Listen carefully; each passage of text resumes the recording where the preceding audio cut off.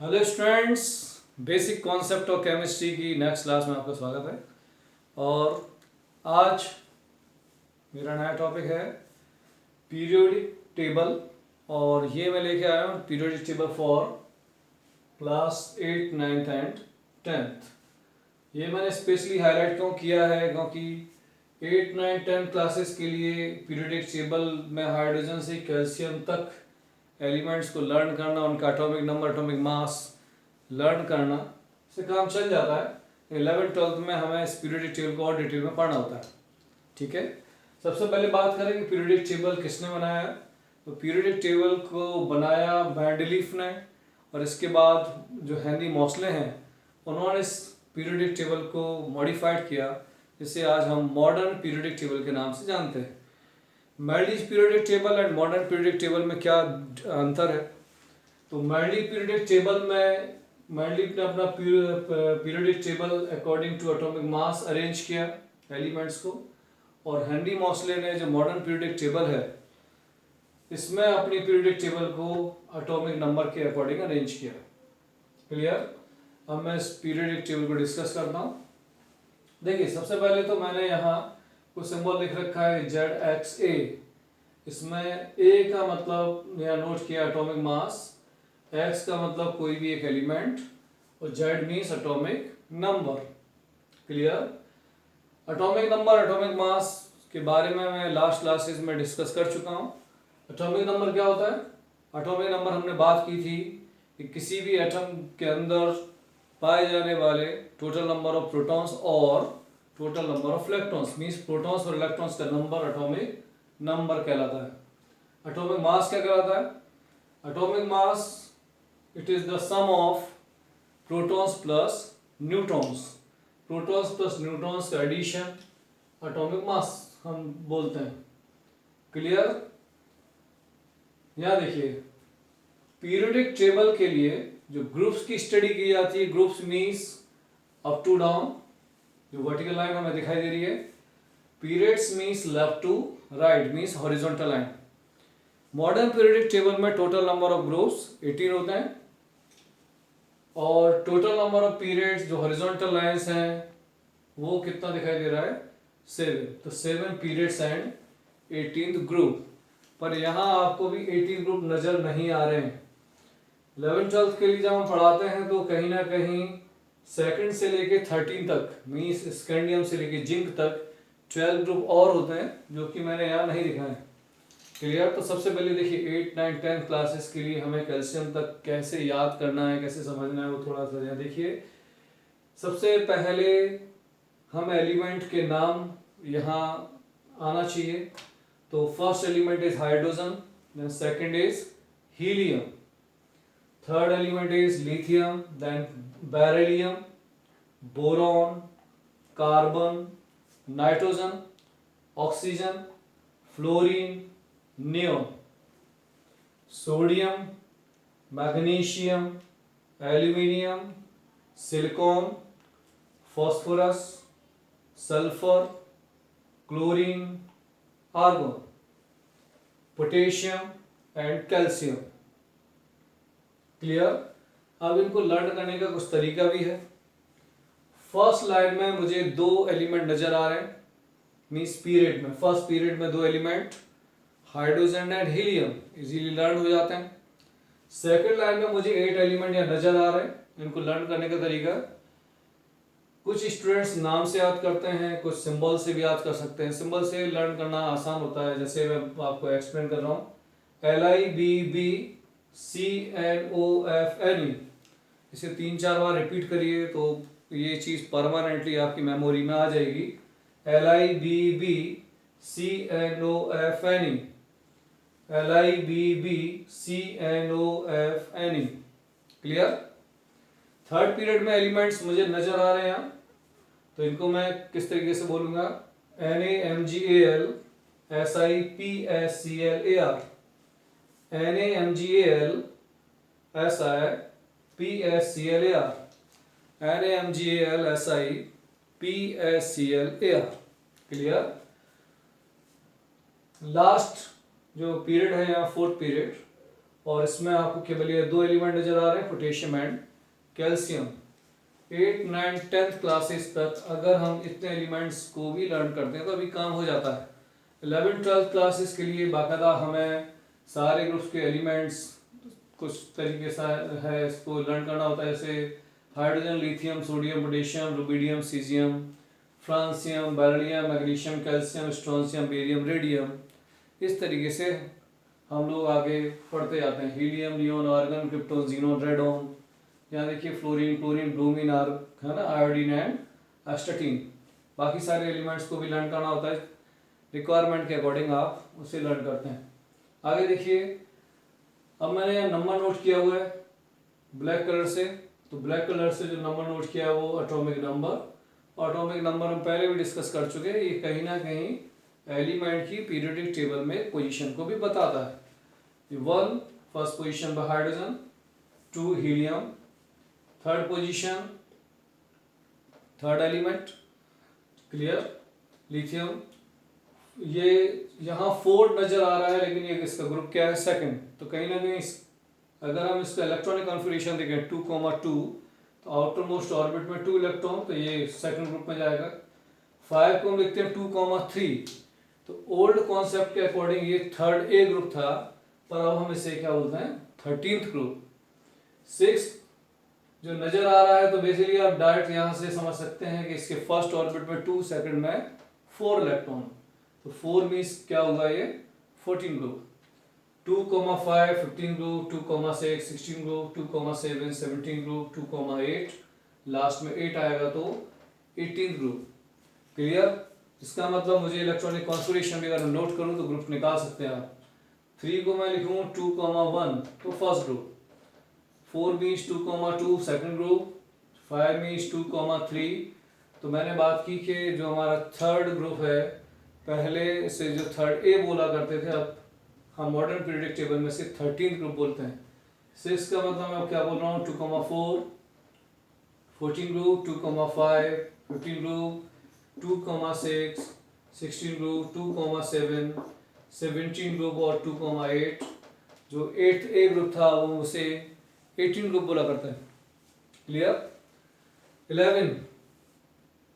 11 को कैसे शो करेंगे, ये फर्स्ट ग्रुप में नजर आ रहा है इलेक्ट्रॉनिक कॉन्फ़िगरेशन में, इसके अगली क्लास में डिस्कस करूंगा। 11 को हम लिखेंगे 2, 8, 1, इसके आउटर मोस्ट ऑर्बिट में फर्स्ट 1 इलेक्ट्रॉन फर्स्ट ग्रुप। 12 को लिखेंगे हम 2, 8, 2, आउटर मोस्ट ऑर्बिट में 2 electrons second group. 2, 8, 3, outer most orbit में 3 इलेक्ट्रॉन्स, होना क्या चाहिए था ओल्ड कॉन्सेप्ट के अकॉर्डिंग थर्ड ग्रुप, लेकिन मॉडर्न पीरियोडिक टेबल में से हम क्या बोलेंगे 13th ग्रुप। 14 2, 8, 4, 15 2, 8, 5, 16 इसका इलेक्ट्रॉनिक कॉन्फ़िगरेशन 2, 8, 6, 17 इसका कॉन्फ़िगरेशन 2, 8, 7, 18 2, 8, 8। क्लियर। तो इस तरीके से हमें ग्रुप को भी आइडेंटिफाई कर पाते हैं। आगे चलते हैं 19th, तो ये इसको लिखने का तरीका है 2, 8, 8, 1। ये कैसे है वो अगली क्लास में पढ़ेंगे। 2, 8, 8, 1 लास्ट में 1, 20 2, 8, 8, 2। क्लियर। इसका मतलब कहीं ना कहीं इनको जो एक ही ग्रुप में रखा गया एलिमेंट्स को according to their physical and chemical properties, तो हेनरी मोस्ले ने एटॉमिक नंबर के अकॉर्डिंग अरेंज किया और ये प्रॉपर्ली अरेंज होते चले गए।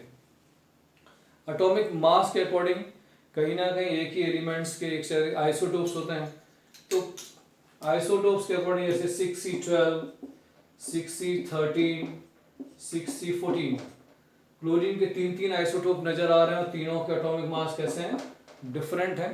तो अकॉर्डिंग टू एटॉमिक मास इन एलिमेंट्स को अरेंज करना थोड़ा सा डिफिकल्ट था। चलिए इसके आगे हम बात करते हैं। एटॉमिक नंबर लर्न करना बड़ा आसान है, अगर मुझे नंबर ऑफ एलिमेंट्स केवल आता है तो एटॉमिक नंबर इनके याद हो जाते हैं। तो देखिए एटॉमिक नंबर सिंपल एक यहाँ गिनती नजर आ रही है 1, 2, then 3, 4, 5, 6, 7, 8, 9, 10, 11 से लेकर 18, then 19 and 20। Clear. Atomic mass आप देखिए, एटॉमिक मास या तो एटॉमिक नंबर का जस्ट डबल है क्लियर, या थोड़ा सा उसमें कुछ अंतर है। तो जो एटॉमिक मास जस्ट डबल है उनको मैंने डायरेक्टली लिखा है, जो एटॉमिक मास डबल नहीं है और या तो 1 डिजिट आगे या कुछ और है तो कहीं ना कहीं मैंने उनको स्टार लगाया। तो स्टार वाले से कुछ आपको एलिमेंट अलग से नजर आ रहे होंगे। क्लियर, देखिए 1H1 है ना, तो यहाँ स्टार लगा हुआ है, इसका एटॉमिक नंबर एटॉमिक मास का double, atomic mass atomic number का डबल नहीं है। 4B9, 4 into 2 8, 8 plus 1 9, 3 into 2 6, 6 plus 1 7, clear. 15 into 2 30, 30 plus 1 31, 13 into 2 26, 26 और ये कितना है 27। इस तरीके से ये 39। तो बाकी एलिमेंट्स के अगर एटॉमिक नंबर याद हैं तो हम इनके एटॉमिक मास भी हमें आसानी से याद हो जाते हैं। देखिए आप 5B10, 6C12, 7N14, 8O16, 16 sulphur 32, 14 silicon 28। Chlorine का एटॉमिक मास आपको यहाँ फ्रैक्शन में नजर आ रहा है, जो हमने लास्ट क्लास में डिस्कस किया था कि फ्रैक्शन एटॉमिक मास कैसे निकालते हैं। तो फ्रैक्शन एटॉमिक मास उनके आइसोटोप्स के एवरेज एटॉमिक मासेस होते हैं। क्लियर, तो वो हम लास्ट क्लास में डिस्कस कर चुके हैं। तो यहाँ तक कुछ आपको लर्न हुआ होगा, एक बार मैं फिर से एक्सप्लेन कर रहा हूँ जो मैंने अभी पढ़ाया।